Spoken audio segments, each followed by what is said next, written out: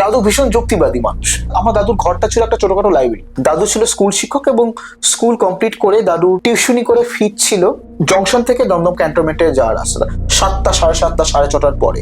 আমার যতদূর মনে পড়ছে রাত্রিবেলা, এ পাশে অন্ধকার, লাইনের ওপাশেও অন্ধকার। ওপাশটা ছিল পুরো রেলওয়ের জমি আর এ পাশে কিছু জনপদ।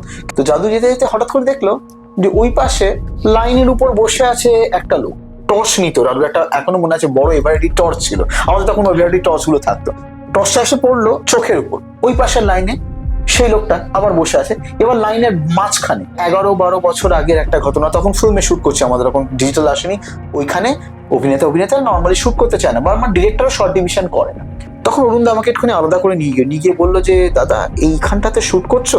ওইখানে আসার পর আমি নিজে ক্যামেরা ভিউ পয়েন্টে দেখতে পেলাম, মনিটর আমার ডিরেক্টর দেখতে বললো, কাট কাট বলে চিৎকার করে উঠলো। ওখানে দেখলাম যে উনি এবং ওনার মেয়ে হুমড়ি খেয়ে নিচে পড়েছে।